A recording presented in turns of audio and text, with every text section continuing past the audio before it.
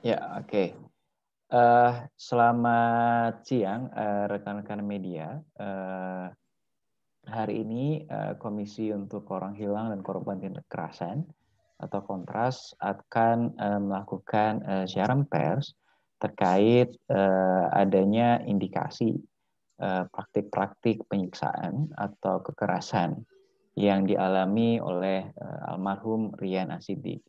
Sebagai informasi bersama bahwa korban merupakan siswa dari Diktuk Bintara Polri, Polda Maluku Utara. Selama pendidikan yang ditempuh, ketika proses pendidikan, almarhum terindikasi diduga mengalami sejumlah tindak kekerasan. Hal itu tampak dari beberapa luka-luka lebam atau luka-luka melepuh yang tampak di beberapa bagian tubuh korban. Singkat saja, hari ini sudah bergabung dari pihak pendamping hukum, keluarga korban, dan juga dari pihak kontras sendiri. Mungkin langsung saja sebelum dari masing-masing pihak untuk menjelaskan terkait kronologi, upaya hukum yang sudah ditempuh maupun kejanggalan, mungkin dari masing-masing bisa memperkenalkan terlebih dahulu. Mungkin bisa dimulai dari abang dan ibu dari pihak keluarga korban, begitu. Mungkin diperkenalkan terlebih dahulu. Ya, saya cerita tentang. Ya, jadi saya di sini. Kita di dalam kuasa itu kan surat kuasa khusus itu kita ada bertiga untuk dari lembaga bantuan hukum justisia. Tapi hari ini saya sendiri yang mendampingi ibu karena yang duanya itu berhalangan hadir. Jadi saya sendiri itu yang namanya Muhammad Rizkal Kunio. Oke. Nah, saya mendampingi Ibu Eta dan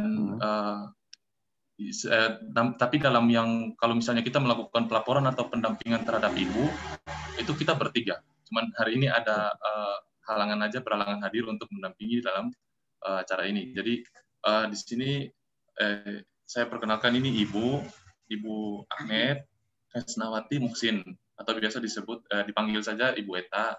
Ibu Eta ini adalah orang tua atau ibu dari almarhum Muhammad Rian Asidik, yang dimana dalam hal ini dia adalah seorang siswa Diktuk pada SPN Polda Maluku Utara di Sofivi. Baik, terima kasih. Ya. Baik, terima kasih Bang Ekal dan Ibu Eta. Kemudian ada juga bersama kami yaitu Adelita Kasih dari Kontras. Halo. Halo, selamat siang semuanya. Perkenalkan saya Adelita dari Divisi Hukum Kontras.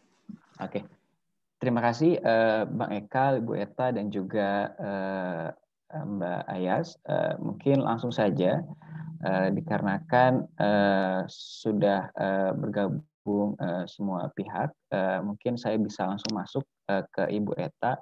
Ibu bisa jelaskan kepada kita begitu mengenai sebetulnya apa yang terjadi sih, dan bisa dijelaskan kronologi yang sebetulnya itu yang terjadi itu seperti apa begitu. Sekitar bulan tanggal 29. Tanggal 28. Ya, waktu kejadian Ade almarhum itu jam 5 subuh, masuk tanggal 29 pagi, bulan November kemarin, Ibu ditelepon salah satu pengasuh yang ada di Pusdik SPN Sofivi. Katanya Ibu segera datang ke rumah sakit di bagian UGD Ternate gitu. Terus Ibu tanya, ada apa dengan Rian? Dia bilang, datang saja Bu, Rian tidak apa-apa. Mungkin Ibu datang, terus Ade lihat Ibu, Ade bisa kuat. Oke. Terus ibu langsung menuju ke rumah sakit Ternate di bagian IGD. Ibu datang ke sana, lihat keadaan adik, itu seluruh tubuh itu luka. Nah, ibu tanya ke pendidik mereka 4 orang yang bawa dari SPN Sofifi itu, apa yang terjadi dengan adik seperti ini? Ada salah satu pendidik, pengasuh dari SPN, dia ketemu ibu langsung bilang, namanya Sadek Salim. Dia berkata kepada ibu, ibu adik almarhum itu ikut kegiatan lari, terus jatuh karena pusing. Dipapah 2 teman barisan dia, terus saya yang ambil alih. Saya ambil alih, bawa laporkan ke kepala SPN Sofifi. Kebetulan kepala SPN Sofifi itu ada bertempat bersama-sama siswa yang lain. Makanya kami laporkan kalau siswa pusing. Nah, sesudah itu kami disuruh Pak Kepala Sekolah bawa ke ruangan. Tetapi sebelum dia bawa ke kepala KSPN, dia bilang ke ibu, adik pusing, dia bawa ke ruangan. Sesudah dia bawa ke ruangan, dia ambil tindakan ke adik, suruh bolak-balik begitu. Nah, setelah itu dia tanya ke adik, bagaimana? Jawab adik, komandan, alhamdulillah pusingnya sudah agak berkurang. Nah, setelah itu dia bawa lagi ke barisan. Itu laporannya ke ibu begitu. Dia bawa ke barisan. Bergabung dengan teman-teman yang lain. Tiba-tiba adik keluar dari barisan, teriak. Komandan, itu sudah banyak yang datang. Katanya gitu, seakan-akan adik ini melihat sesuatu yang aneh-aneh gitu loh. Nah, terus kata si pengasuh dia keluar dari barisan, terus ditahan sama teman-teman dia. Ada beberapa teman-teman menahan tangan dia. Adek langsung lari lagi. Lari, terus teriak lagi yang kedua kali. Komandan, banyak tuh yang sudah datang. Gitu loh. Waktu itu dia ketemu dengan Palaton A. Nah, disitulah dia lari, makanya dia jatuh, Bu. Jatuh, terus luka-luka semua. Nah, itu versi mereka. Cuman ibu waktu itu cuma mendengar. Karena ibu tertuju dengan almarhum ini, si adik. Terus ibu tanyakan, yang kaki yang ini, itu kenapa bisa seperti ini? Nah, seperti ini. Yang di ujung telunjuk itu. Kata si Sadek itu, ya ibu dia kejeduk jatuh. Kena batu-batu. Nah, ibu cuma mendengar, ibu belum ada bantahan. Nih, ini katanya kena batu-batu. Oke. Terus lututnya dia itu kenapa bisa luka seperti itu? Nih, lutut di sini nih, luka nih. Kata dia juga jatuh, Bu. Sedangkan luka yang ada di adik itu di bagian kiri semua. Jatuhnya itu bagian kiri tubuh semua. Sekarang, ibu tanya lagi, di bagian pelipis di sini, itu kenapa sampai bisa seperti itu? Kata si Sadek, ya Bu, dia, nih, di pelipis nih. Pelipis juga di dagu. Kata si Sadek, ya Bu, dia jatuh juga, Bu. Oke. Nah, setelah itu, di perut juga, waktu ini memang belum kelihatan. Di waktu visum di rumah sakit, karena mungkin ada dia begini, makanya dokter nggak kelihatan. Dia begini, tertutup. Nah, setelah itu, ada kejang di rumah sakit. Ada kejang, ibu tanya dokter, Dok, kenapa adik bisa seperti ini? Panas dia tinggi juga. Dokter bilang ke ibu, dia infeksinya sudah menjalar ke seluruh tubuh, Ibu. Sudah masuk ke paru-paru, sudah masuk ke otak. Terus Ibu Ibu bilang anak ibu sehat dok, bagaimana seperti ini? Ya Bu, nanti kita nanti ambil darah, kita lihat dulu hasil laporannya Bu. Nah, ya dok. Terus ada kejang, disuntik. Terus dokter bilang ke ibu, Bu, ini suntikan yang sudah yang kelima Bu. Tadinya kita sudah memberikan 4 kali suntikan. Nah ini sekarang yang kelima, takarannya lebih tinggi. Kalau seandainya dia masih seperti itu juga Bu, kami dari pihak rumah sakit sudah buka tangan. Dan hanya mujizat dari Allah dan doa dari orang tua. Itu kata dokter ke saya. Iya. Terus nggak lama kemudian, mungkin sekitar 6-7 jam ada pergi tinggalin ibu. Karena memang diantar ke Ternate itu lewat speed. Itu sudah dalam keadaan koma, tidak bisa lagi ngomong apa-apa ke ibu sampai meninggal. Nah, setelah itu kita visum, lapor, visum. Jam 5 lewat dikit, 5.30 sore tanggal 29 itu dibawa ke rumah. Dibawa ke rumah, itu yang melayat sudah banyak sekali. Tiba-tiba, besoknya kami buka amplop, yang kotak sedekah itu, kami mendapat selebaran, ada 2 selebaran. Selebaran itu ini dari Karo SDM Polda Maluku Utara, dia tujukan ke Mabes. Kalau menyatakan almarhum ini kena epilepsi, corona, dan pemakaman secara corona, dan protokol COVID. Sedangkan selebaran ini ada di tangan ibu, itu mayat masih ada di rumah. Kami belum adakan pemakaman. Terus satu lagi, kami juga dapat sama-sama dengan selebaran lewat WA itu menyatakan kalau pada tanggal 26 hari Kamis, adik itu sudah sakit. Nah sekarang kami keluarga kok rasa menyesal kenapa adik sudah sakit, mereka tidak diistirahatkan atau apalah.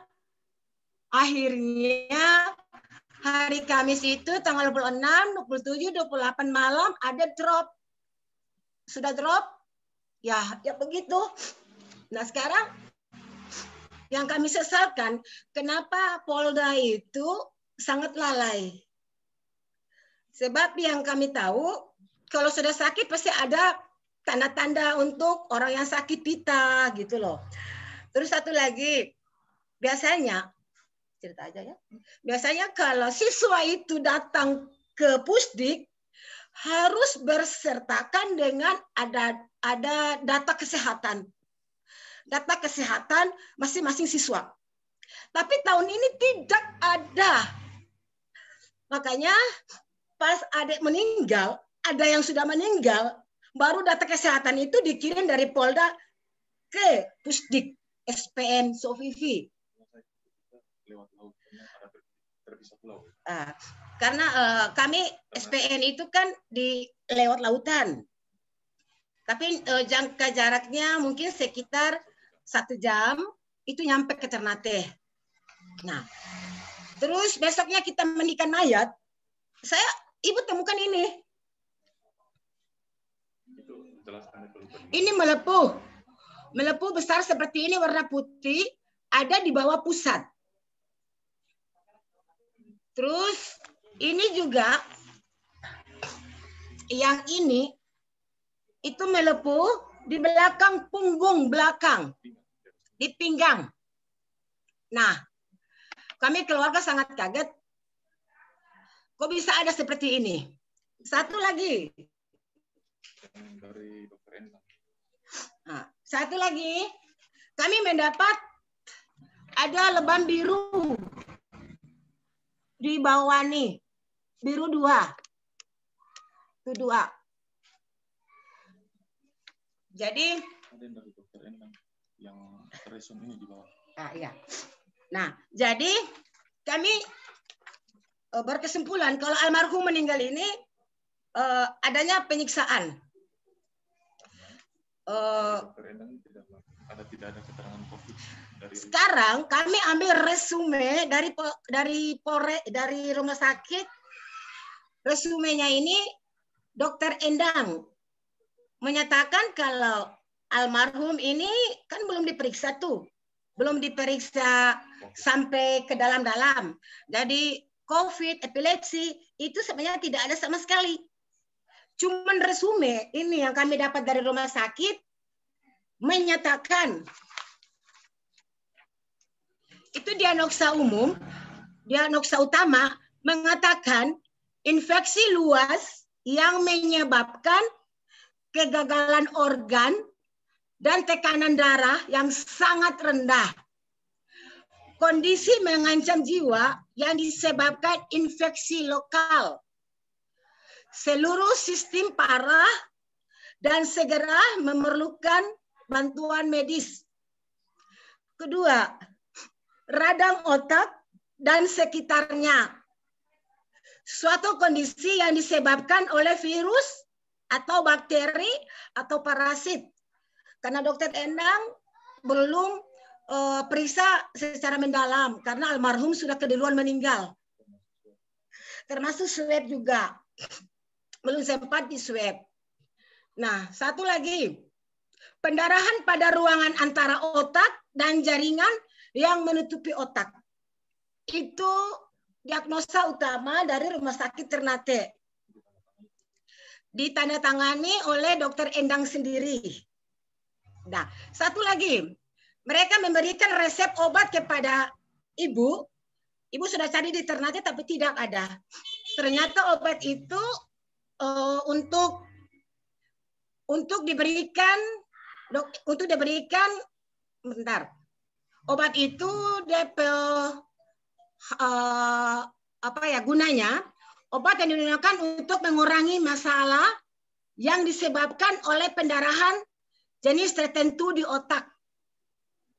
Nah, itu singkat riwayat diagnosa yang dikirim dari Rumah Sakit Ternate. Hasan Bosori yang ibu tahu. Satu lagi. Kami tahu dari media. Ya udah. Dokter Endang itu sebenarnya tidak pernah memberikan keterangan apa-apa.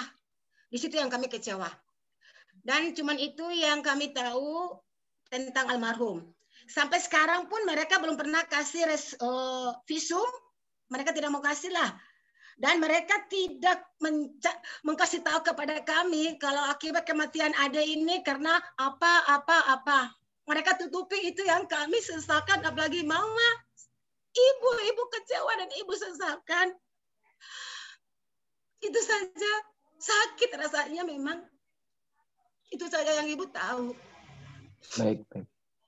Baik, terima kasih Ibu untuk penjelasannya. Mungkin satu pertanyaan dari Ibu.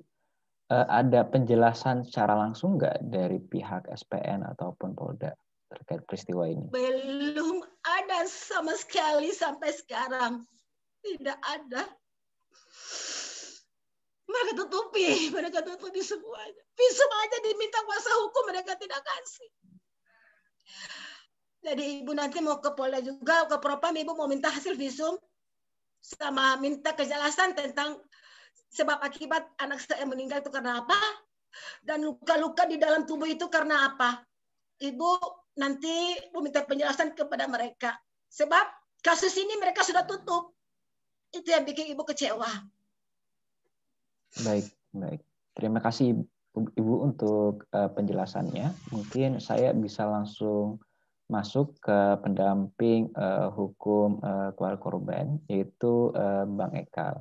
Bang, tadi terkait penjelasan yang disampaikan oleh Ibu itu kan banyak sekali kejanggalan begitu. Nah, sebetulnya dari indikasi kekerasan yang dialami oleh almarhum selama proses pendidikan, upaya-upaya apa saja yang sudah ditempuh oleh pihak pendamping, dan langkah hukum apa saja yang akan ditempuh ke depan, begitu. Ya, terima kasih, Bang. Jadi sejak kita tahu adanya kasus ini, terus kita diberikan surat kuasa khusus dari Ibu ke Lembaga Bantuan Hukum Justisia. Jadi untuk dalam pendampingan Ibu ini sendiri ada 2 lembaga bantuan hukum yang mendampingi Ibu. Yang satunya Lembaga Bantuan Hukum Justisia, sama yang satunya lagi Lembaga Bantuan Hukum Marimoi, miliknya Maharani. Nah, jadi kemarin itu kita diberikan kuasa tanggal 17 Desember, kita diberikan kuasa. Pada saat itu juga kita langsung melakukan pendampingan ke Propam Polda Maluku Utara lewat divisi paminalnya. Di situ kita mendampingi Ibu. Pemeriksaannya seperti biasa, diskusi tanya jawab. Kemudian dari situ, setelah melakukan pendampingan itu, kita kan masih berdiskusi terkait langkah apa berikutnya yang nanti kita ambil. Nah, namun tiba-tiba kita mendapatkan berita, kabar bahwa kasus tersebut telah dihentikan oleh pihak Polda, dalam hal ini Propam tersebut. Nah, kita tahunya dari mana? Kita tahunya lewat media-media online yang disebarluaskan oleh beberapa pihak. Karena kebetulan juga saya berkawan dengan beberapa teman wartawan, jadi mereka saya lihat lewat story WA mereka, ternyata itu sudah dihentikan gitu. Itu rilis tersebut disampaikan langsung oleh Kabid Humas Polda Maluku Utara, Bapak Adik Rojikan. Nah, jadi setelah saya mengetahui kabar tersebut, saya menghubungi Ibu untuk bagaimana kita mengkonfirmasi kabar tersebut langsung ke Polda. Jadi waktu pada saat itu Ibu ada berhalangan, jadi saya sendiri yang langsung mendatangi pihak Polda. Setelah di sana bertemu dengan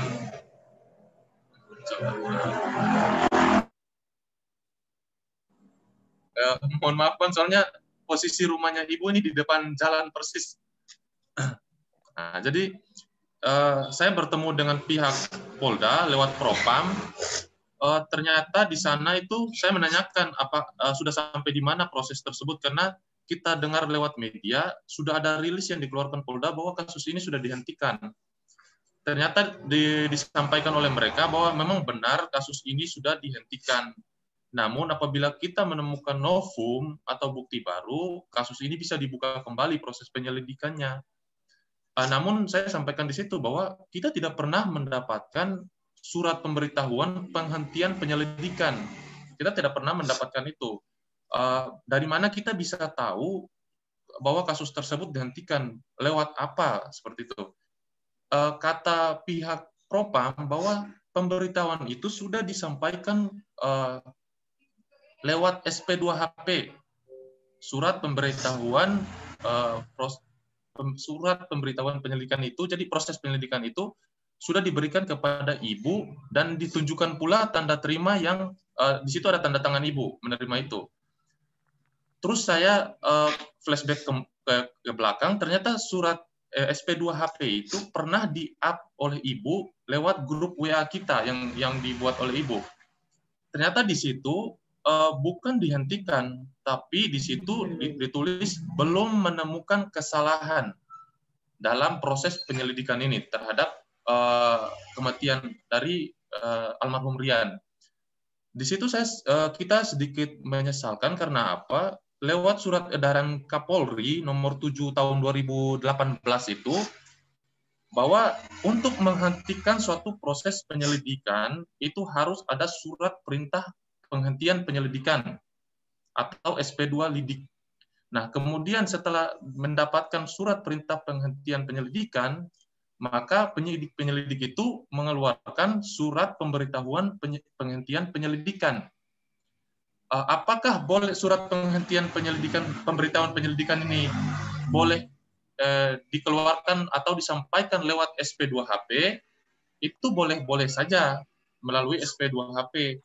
Tapi di dalam SP2HP itu secara sistematikanya ada kode di SP2HP itu bahwa kalau kode A1 itu berarti apa, kode A2 itu apa, proses penyelidikan atau perkembangan penyelidikan, sehingga pelapor itu bisa tahu bahwa yang dia terima ini berkaitan dengan apa begitu. Namun SP2HP yang kita terima sama sekali tidak ada memuat kode-kode tersebut, dan kami menganggap bahwa itu bukan surat pemberitahuan penghentian penyelidikan. Setelah dari situ kita berdiskusi dengan Ibu, kita berkesimpulan bahwa kita mengambil langkah untuk melakukan memasukkan laporan pidananya ke Ditreskrimum Polda Maluku Utara. Jadi kita saya sendiri yang memasukkan laporan itu tertanggal 20 Januari kemarin. Sudah diterima lewat SPKT Ditreskrimum Polda, dan sementara lagi diproses. Setelah ini mungkin saya konfirmasi lagi sudah sampai di mana prosesnya, biar kita bisa tahu.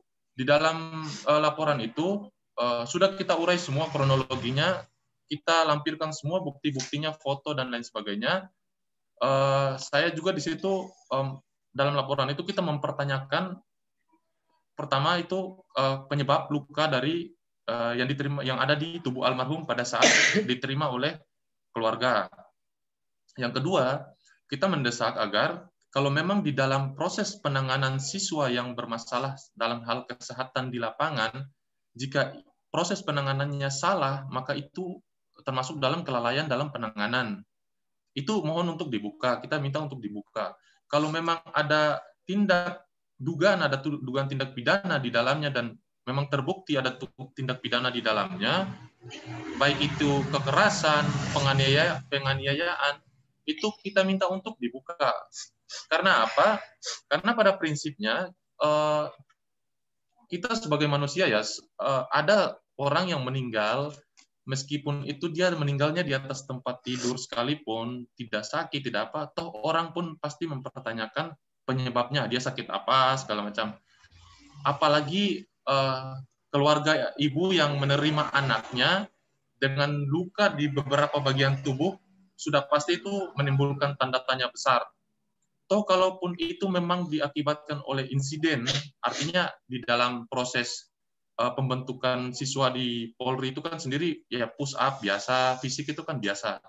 Kalau memang ada insiden, misalnya ada luka karena kelebihan push up di jari atau lari terus kakinya lecet karena sepatu, itu bisa dijelaskan lewat penjelasan yang bisa kita terima. Karena sampai sekarang pun visum jangankan diberikan salinannya, ditunjukkan ke kita saja tidak pernah hasil visumnya itu diambil oleh Dokter Resa. Kita hanya mengetahui laporan dari hasil penyelidikan dari Propam Polda itu hanya yang pertama sudah 20 orang saksi yang diperiksa. Yang saya tahu waktu konfirmasi itu 4 orang siswa yang berada di sekitaran tempat tidur almarhum waktu di SPN. Ada 2 orang dokter di Sofivi di SPN, di tempat SPN itu, sama dokter di rumah sakit umum. Salah satunya itu Dokter Resa yang melakukan visum terhadap almarhum. Itu sudah diperiksa, termasuk kepala SPN diperiksa. Jadi semua total itu ada 20 saksi. Saya juga ditunjukkan berkas rekonstruksi yang telah dilakukan di lapangan, yaitu di area SPN, di mana almarhum mulai ikut latihan malam, sampai almarhum dibawa keluar dari SPN, itu rekonstruksinya semua diperlihatkan. Cuman itu mungkin bersifat rahasia, jadi kita tidak pernah diberikan itu.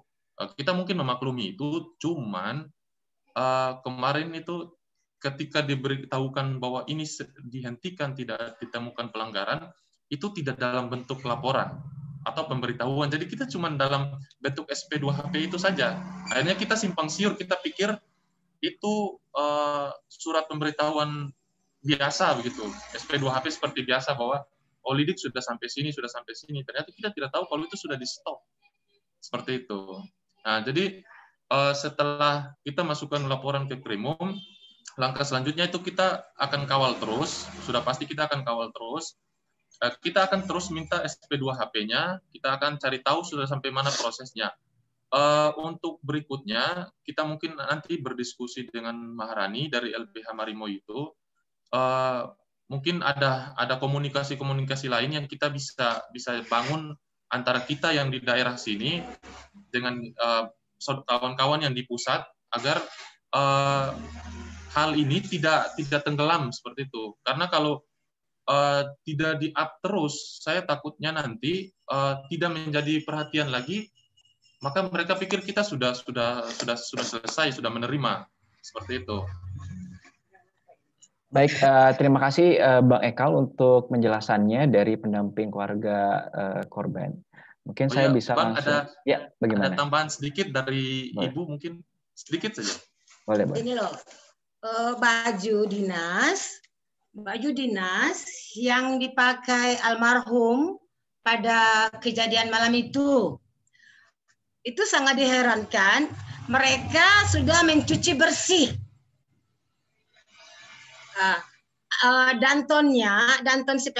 Dantonnya almarhum ini menyuruh salah satu siswa, teman sekelas dia, untuk ambil baju yang ada di kolong tempat tidur almarhum.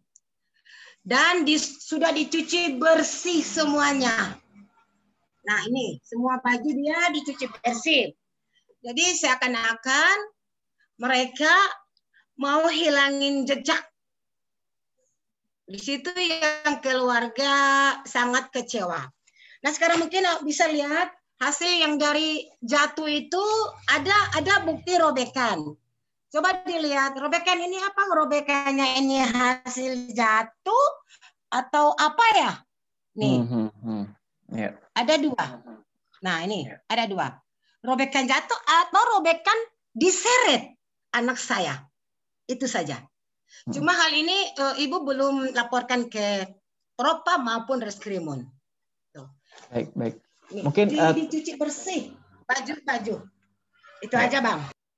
Baik, terima kasih Ibu. Mungkin satu pertanyaan untuk baik Abang dan juga Ibu. Pernah ada penjelasan nggak dari pihak pengasuh maupun teman-teman dari korban bagaimana cara pendidikan begitu yang dilakukan dari pihak SPN begitu? Ada cerita-cerita itu nggak? Kalau cerita-cerita dari kawan-kawan almarhum yang sekamar atau berdekatan ranjang, itu mungkin ya pernah diceritakan ke Ibu. Tapi ya mereka itu apa istilahnya kayak mengetahui mungkin, cuman ada ketakutan yang ada pada diri mereka karena mereka juga bagian daripada siswa di dalam SPN itu. Jadi mungkin ada ketakutan sehingga itu hanya menjadi cerita-cerita yang mungkin kalau ada yang bercerita itu mereka sambil mengatakan begini, kalau boleh jangan disebut namanya, kalau boleh ditanya tahu dari mana itu nggak usah dibilang, karena saat ini mereka masih masih dalam pendidikan, masih menjadi bagian dari itu. Oh iya, dan saya tambahkan sedikit, kemarin kan sempat dikonfirmasi sama Mbak Ayas bahwa apakah pihak rumah sakit sudah dimintai konfirmasi atau pertanggungjawaban dalam hal ini. Saya menyampaikan langsung di sini bahwa pihak rumah sakit itu sudah melakukan rilis beberapa waktu lalu melalui Dr. Endang tersebut, bahwa Dr. Endang mengatakan bahwa dia tidak pernah sama sekali melakukan pemeriksaan terhadap almarhum, tidak pernah merekomendasikan swab test atau pemeriksaan terhadap epilepsi, karena waktu hendak melakukan pemeriksaan itu almarhum sudah tidak ada. Jadi dia melakukan hanya diagnosa luar atau diagnosa awal pada saat almarhum diterima di sana saja, yang tadi sudah disampaikan oleh Ibu. Dan ada informasi juga yang diterima Ibu bahwa di waktu setelah almarhum meninggal itu sempat SPN di lockdown karena ada dugaan bahwa almarhum ini terinfeksi COVID. Namun setelah di lockdown ada dilakukan tracking, yaitu dengan dilakukan pemeriksaan swab PCR test kepada beberapa siswa yang pernah melakukan sekelas yang pernah melakukan kontak langsung atau kontak erat dengan almarhum, dan sekaligus juga kepala SPN itu pernah di swab, itu keterangan yang diterima ibu, dan hasilnya semua negatif, tidak ada satupun yang positif. Demikian mungkin. Baik, terima kasih Bang Ekal dan Ibu untuk penjelasannya. Mungkin terakhir saya mau langsung masuk ke Mbak Adelita Kasih atau Ayas dari Divisi Hukum Kontras. Mungkin bisa menjelaskan kepada kita mengenai indikasi-indikasi kejanggalan dan juga pelanggaran begitu. Lalu kemudian sejauh ini Kontras sudah melakukan upaya-upaya apa saja untuk mendorong penuntasan kasus ini begitu. Mungkin saya persilakan kepada Ayas untuk memberikan penjelasan. Baik, terima kasih Bang Andi. Selamat siang semuanya. Saya menambahkan apa yang telah disampaikan oleh Ibu maupun Bang Ekal sendiri sebagai pendamping. Dapat dilihat sebagaimana kronologi yang telah disampaikan, langkah hukum yang telah ditempuh oleh pendamping hukum. Kami menilai di sini terdapat beberapa kejanggalan yang sebelumnya juga telah disebutkan. Yang pertama adalah mengenai pihak kepolisian membangun narasi bahwa korban itu terpapar COVID dan mengidap epilepsi yang mana pada akhirnya menyebabkan korban meninggal. Nah, sementara pernyataan tersebut, narasi yang dibangun oleh polisi itu telah dibantah oleh dokter yang menandatangani surat pemeriksaan dari pemeriksaan korban itu sendiri. Akhirnya kami menilai bahwasanya polisi pihak Polda membangun narasi yang sengaja untuk menutupi bahwa kematian ini dianggap sewajarnya saja terjadi. Nah, selanjutnya adalah kami menilai tidak diberikannya hasil visum atau resum visum atau bahkan tidak ditunjukkan, sekadar ditunjukkan kepada kami juga merupakan indikasi adanya ditutupi kasus ini untuk keluarga mencari tahu sebenarnya penyebab kematiannya apa dan luka-luka yang dihasilkan itu karena apa. Nah, lalu kami menilai tidak adanya SP3, tidak diberikannya surat pemberhentian penyelidikan juga merupakan bentuk tidak adanya akuntabilitas dari Polda itu sendiri dalam menjalankan tugas-tugasnya, yang mana telah disampaikan oleh Bang Ekal sendiri, dan hal itu melanggar peraturan internal dari surat edaran dari Kapolri sendiri mengenai bahwa pemberhentian penyidikan harus disertakan surat oleh pihak kepolisian yang ditujukan kepada pihak pelapor. Nah, selain tidak diberikannya SP3 dan walaupun telah diberikan SP2HP yang menunjukkan perkembangan penyelidikannya tidak ditemukan indikasi kekerasan, pihak keluarga sampai saat ini belum menerima hasil proses penyelidikannya secara rinci dalam bentuk tertulis, baik dari penyebab kematian, apa saja yang sudah dilakukan, ataupun penyebab luka-luka yang terjadi pada korban. Nah, ini belum sama sekali diterima oleh keluarga sampai siaran pers ini dilangsungkan. Padahal pihak Polda Maluku Utara telah menyatakan melalui media bahwa akan segera saat menyatakan pemberhentian penyelidikan itu sudah diberhentikan, pihak Polda menyatakan bahwa akan segera mengirimkan laporan hasil pemeriksaan kepada pihak keluarga. Tapi sampai saat ini tidak ada, dan kami menilai hal ini akhirnya menihilkan hak korban yang diatur sebagaimana pasal 5 huruf F Undang-Undang Perlindungan Saksi Korban, di mana korban seharusnya mendapatkan informasi perkembangan kasus secara rinci.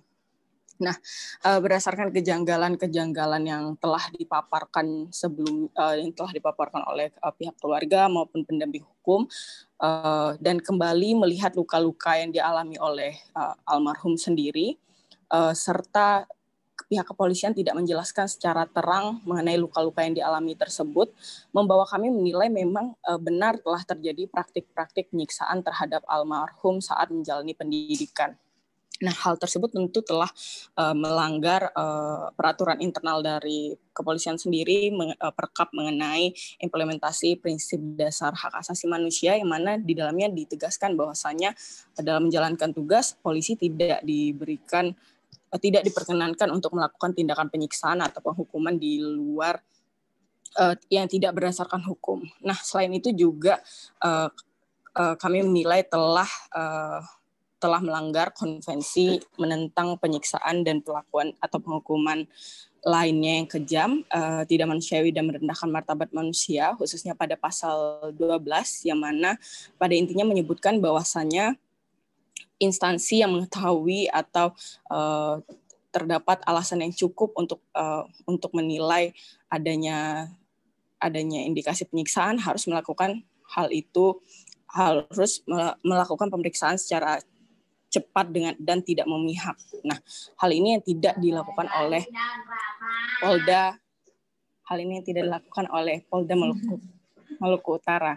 Nah, selain itu perlu diamati bahwa terdapat kelalaian dan pembiaran dalam pendidikan calon polisi itu sendiri. Khususnya dalam kasus ini, korban diketahui telah mengalami sakit terlebih dahulu, tetapi dia tetap dipaksa, tetap diikut sertakan dalam proses pendidikan. Dia tetap diikut sertakan dalam proses apel yang melibatkan fisiknya, padahal dia sudah diketahui sakit tapi pihak dari sekolah tidak menaruh perhatian atau atensi dalam kondisi yang dialami oleh siswanya. Dan seperti yang sudah disampaikan oleh ibu korban sendiri, bahwasanya kami mendapati informasi ketika siswa sedang sakit seharusnya diberikan tanda khusus yang akan akhirnya mendapatkan perlakuan khusus dalam menjalani pendidikan, tapi pita itu tidak disematkan kepada korban dan akhirnya tidak ada antisipasi untuk korban saat menjalani pendidikan itu. Nah, lebih jauh yang perlu diperhatikan menurut kami adalah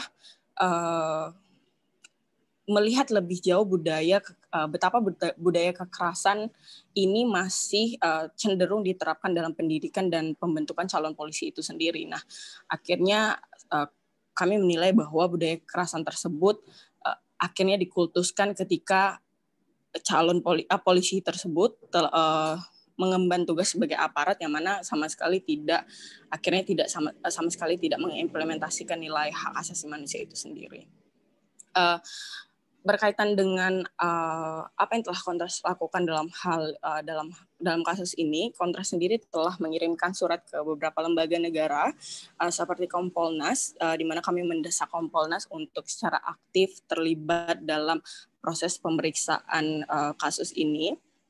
Lalu dan kami berharap dengan keterlibatan Komnas HAM dapat menjawab penyebab luka-luka yang dialami oleh korban sendiri, yang mana telah disampaikan fakta-faktanya oleh pihak keluarga. Lalu kami telah menyurati juga Ombudsman, di mana kami menilai terdapat dugaan maladministrasi dalam penyelenggaraan pelayanan publik, mengingat informasi yang disampaikan oleh polisi bertolak belakang dengan fakta yang dilihat oleh keluarga yang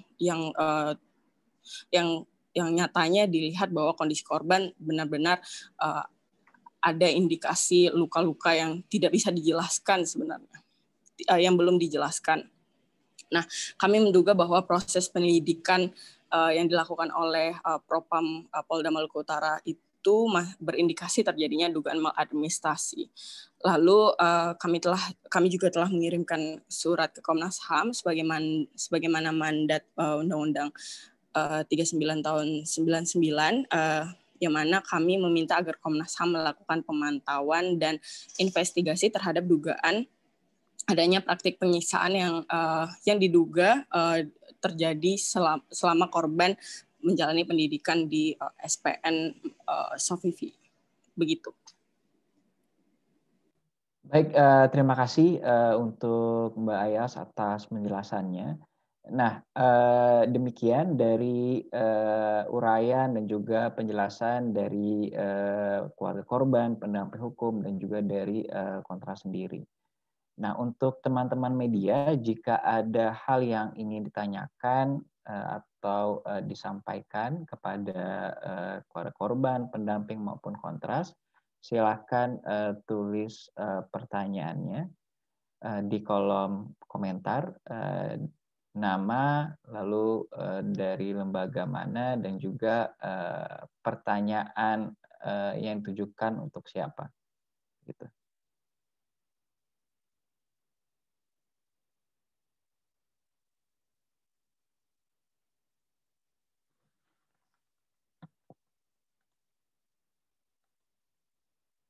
Kalau memang tidak ada pertanyaan, mungkin saya mau mencoba mengajukan pertanyaan ke Mbak Ayas dari berbagai peristiwa yang dialami keluarga korban, poin-poin desakan apa aja yang didesak oleh Kontras begitu terkait peristiwa ini.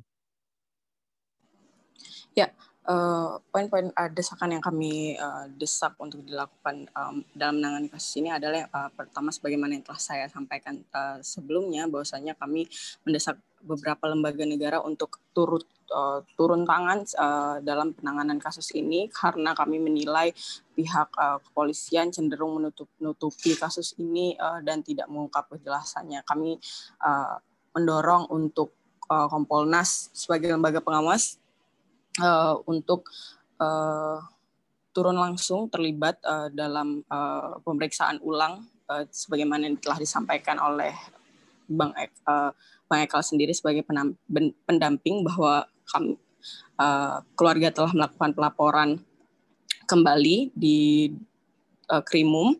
Nah, kemudian kami mendesak Ombudsman untuk segera memproses laporan yang telah kami ajukan terhadap dugaan amal administrasi, dan Kompolnas dan Komnas HAM untuk segera melakukan pemantauan dan investigasi terkait kasus ini. Dan selain itu kami pun mendesak untuk pihak kepolisian Polda Maluku Utara untuk memeriksa kasus ini secara terang dan menyampaikan segala perkembangannya kepada pihak keluarga maupun pendamping. Seperti itu. Baik, mungkin terakhir aku mau ajukan pertanyaan kepada Ibu dari keluarga korban. Harapan Ibu terkait kasus ini itu seperti apa? Ya, Ibu cuma minta keadilan untuk almarhum dan kebenaran ini bisa terungkap. Dengar? Ibu cuma mintakan kepada pihak-pihak, mereka harus transparan, tidak bisa menutupi kasus almarhum Muhammad Rian Al-Siddiq. Buktikan kebenaran-kebenaran yang memang benar-benar sesuai di foto yang kami lihat. Pokoknya keadilan untuk anak saya Muhammad Rian Al-Siddiq. Itu aja. Mungkin saya tambahkan sedikit, Bang. Ya, kita prinsipnya begini, sederhananya kita prinsipnya kasus ini bisa dibuka. Artinya kalau memang ini memang murni kematian akibat mungkin karena penyakit atau karena mungkin insiden yang terjadi di sana, mungkin itu bisa disampaikan agar bisa lebih apa ya, istilahnya bisa lebih diterima secara akal sehat baik bagi kita maupun bagi keluarga korban, dalam hal ini ibu. Namun kalau misalnya ini juga ada indikasi tindak pidana di dalamnya, kita harap Polda bisa menunjukkan transparansi itu kepada kita. Artinya tidak ada keberpihakan dan lain sebagainya, biar kepercayaan kita terhadap institusi negara ini masih bisa terjaga. Artinya kita yang bekerja di lingkup hukum seperti ini, kalau memang lembaga-lembaga hukum ini istilahnya baik, maka kita juga yang bekerja di lingkup hukum ini, dalam hal ini advokat dan para pencari keadilan lainnya, itu bisa menaruh harapan terhadap lembaga-lembaga ini ketika mereka memiliki kepentingan hukum seperti Ibu Eta ini, maka tidak ada keraguan untuk melapor dan lain sebagainya. Tapi kalau misalnya ini ditutupi dan tidak diungkap secara jelas, maka kita rasa kepercayaan terhadap lembaga-lembaga bantuan hukum itu juga akan otomatis menurun seperti itu. Itu sih harapan kita dari penasihat hukum dan maupun dari keluarga korban, dalam hal ini ibu. Terima kasih. Baik, terima kasih Bang Ekal, Ibu dari keluarga korban dan juga Ayas terkait penjelasan secara keseluruhan. Mungkin dikarenakan tidak ada pertanyaan dari kawan-kawan media, dari Ayas sendiri sudah melampirkan rilis resmi dari Kontras dan juga apa yang bersama-sama dengan pendamping hukum keluarga korban. Jadi teman-teman media bisa membaca lebih detail dan juga lanjut terkait penjelasan-penjelasan yang disampaikan oleh keluarga korban, pendamping dan juga Kontras dalam rilis itu. Mungkin cukup sekian siaran pers hari ini. Kami mengucapkan terima kasih pada kawan-kawan media yang sudah bergabung. Terima kasih juga kepada Bang Ekal, pendamping hukum keluarga korban, dan juga Ibu Epta selaku keluarga korban. Semoga diberi ketabahan, Ibu. Izin Bang, kami dari pihak penasihat hukum mewakili mungkin bersama-sama dengan Ibu, kita mengucapkan banyak-banyak terima kasih kepada kawan-kawan Kontras dalam hal ini memberikan atensi kepada Ibu terkait kematian dari anaknya ini. Kita mendoakan agar kasus ini cepat selesai, cepat diungkap. Untuk kawan-kawan Kontras tetap sehat, semoga diberikan kesehatan agar bisa melayani masyarakat seperti Ibu ini. Mungkin yang di tempat lain juga mungkin ada. Terima kasih Bang. Ya, amin. Terima kasih Abang dan Ibu. Terima kasih juga Ayas dan teman-teman media semua. Ya, terima kasih Bang Andi. Terima kasih Ibu, Bang Ekal.